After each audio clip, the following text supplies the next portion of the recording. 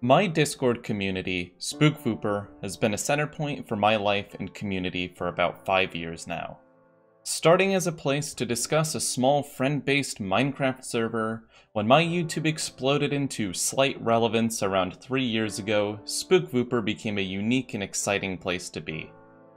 Wanting it to be more than just an interesting community and instead the greatest community on the platform, I spent hundreds of hours developing a website, economy, government system, and more to make our community into a roleplay empire. Years of socialization, including heartfelt memories and events occurring in our members' lives, were stored within the 5 million messages held on the server at its peak. And today, it is gone. Around noon yesterday, Vooperia along with my Discord account were disabled without notice. This being the second time for my account, but the first for the community at large.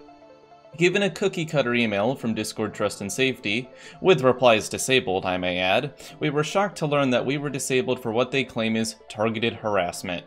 Vooperia as a community who stuck to themselves has never performed anything of this manner. The last few years have been extremely tame, with the only controversial content on the server being within a debate and current events channel locked out to specific roles where people of different political ideologies could talk without fear.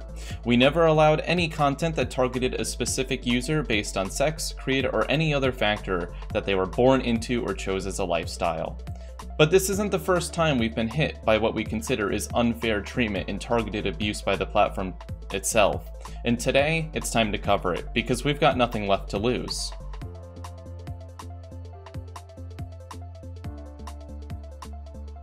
When I became a Discord partner, I was let onto the Discord partner server, which allows you to talk directly to Trust and Safety in times of need. I was hoping I would never have to use it, but the first time I did need to use it was when we faced a flurry of false reports from a specific individual. This individual was known in our server for serious incidents, such as finding the school a young girl lived in, attempting to dox staff members, and other unacceptable behavior. The individual in question was banned, and after repeated raids by the same individual, our bot Vooperia was programmed to protect the server and things calmed down quite a bit.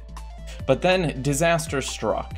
Our administrators, one after another, were disabled, the reason supposedly being that they were underage. None of our staff are or were underage. Quickly moving to the Trust and Safety channel on the Discord server I mentioned earlier, I reported the false reports and requested help in getting my staff team back. Having a doxer attacking your server while your staff is disabled is not good. Discord's response was basically that they treat all reports with a system that cannot be altered and that we would have to wait for the entire process to finish to get our team members back. Increasingly growing frustrated after reporting the issue to Discord, another 2 staff members were disabled in the same way, while the user who we reported for literally stalking and leaking personal information seemed to have their account still active. In fact, they messaged our staff team making fun of the fact that they got them disabled. It took weeks longer for them to be disabled than our entire staff team, who were banned seemingly a day after being falsely reported. Eventually, the situation subsided.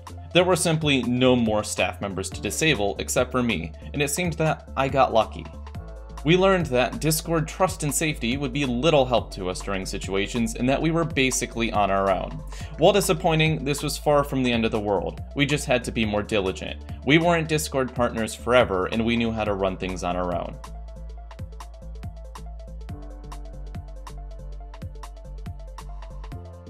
Unfortunately, the same individual as before, now months later, released my home address and pictures of my house to individuals on my server. This clearly was beyond anything we faced before, so I went back to Trust and Safety for help. They instructed me to file a police report, said that they could not assist in this matter, and to simply file reports against the doxer in question in my local jurisdiction. When asked why they couldn't ban the doxer immediately while they were actively leaking my information, I was told that this was not how the system works. Surprisingly, other Discord partners in the server saw these responses and somehow sided with Discord, saying that they could not have special treatment for individuals and that it had to be treated like all other reports. I argued with this, stating that literal crime in dangerous situations should be given priority over less serious reports. But they heavily disagreed and claimed that this would make it too challenging for the company to go through reports. I don't buy this, and I said that I believe that any report that has to do with a physical crime against a user should be manually reviewed rather than reviewed by an automated system. If companies like companies like Twitter can manually review reports quickly, Discord should be able to do the same. Twitter handled the doxing situation for me in a day. Discord should be able to do the same. While Twitter handled it for me, Discord failed to take action and allowed my information to be spread far further than it would have if they had immediately taken action against the user. Keep in mind, this is after they disabled my staff team a single day after reports were filed with no basis at all.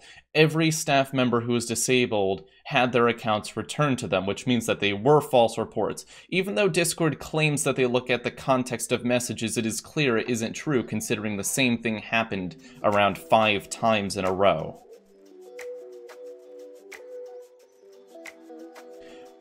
So, once again, with zero help from Discord, we took things into our own hands. Anyone with connections to the doxer were to block them or be banned. Anyone who was targeted was instructed to report them to fast-track their removal from the platform. Days passed. And on a drive through the countryside, my account was disabled. Why?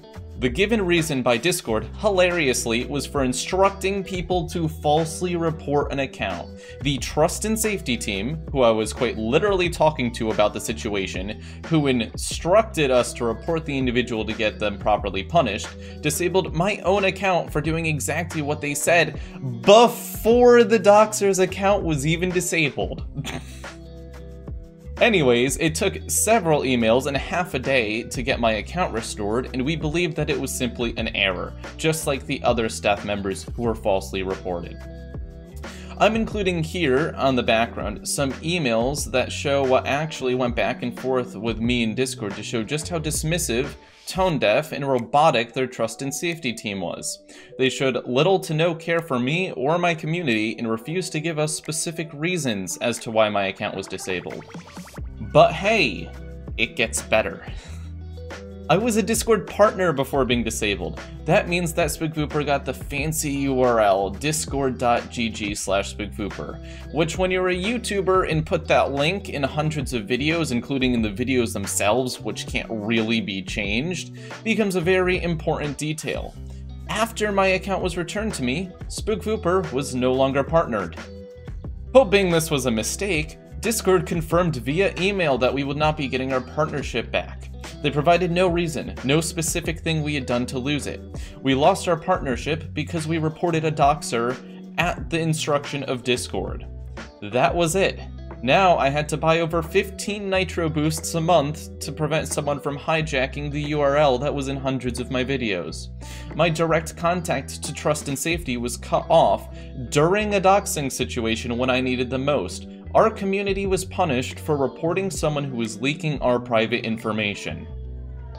And then Discord stopped replying. They stopped answering my emails. All communication was cut off, seemingly because they didn't want to waste their time with us, with this community which invested time and money into their platform daily. But we're not done yet, because now it's time for...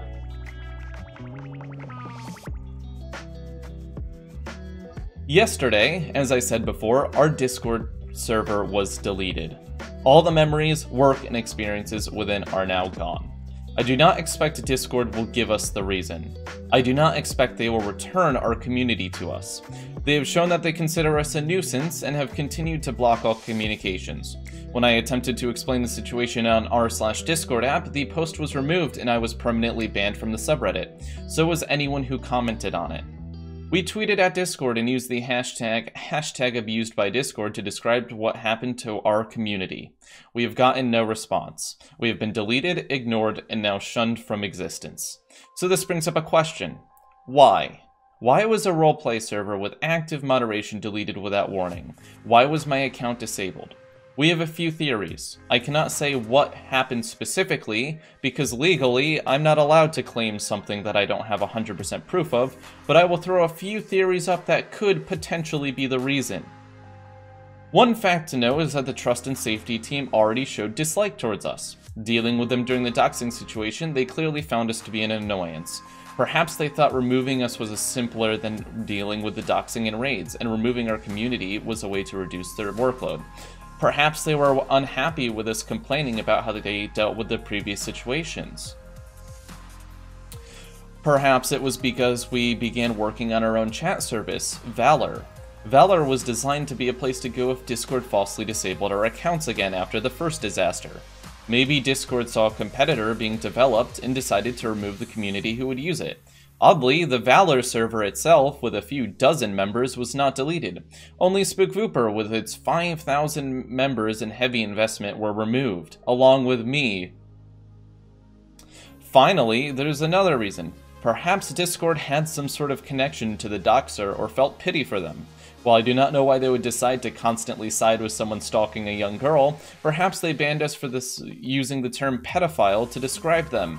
We know Discord has had a questionable past when it comes to that term, and perhaps we offended someone higher up. But we can't know for sure, since we have no avenue of communication. That's where you come in. We believe that Discord needs to be transparent and honest and give fair treatment to communities.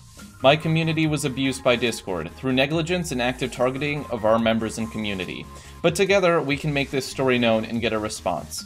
My community will likely move to Valor after it's ready, within a few weeks, hopefully. But many communities can't simply jump ship to a new platform. We need to be shown the specific reasons our accounts and communities are disabled. If every other social media company will show you the message that led to your disablement, why can't Discord? Why can't Discord warn users and communities when they are in breach of their terms of service? Why does Discord ignore us in our time of need? Reach out, help us be heard. My community was #abused by Discord, and I hope we can prevent it from happening to yours. Let your stories out on Twitter. Were you falsely disabled? Were you not given a reason? Was your community deleted without warning? Was your partnership stripped for no reason? It's time to get answers. Thank you.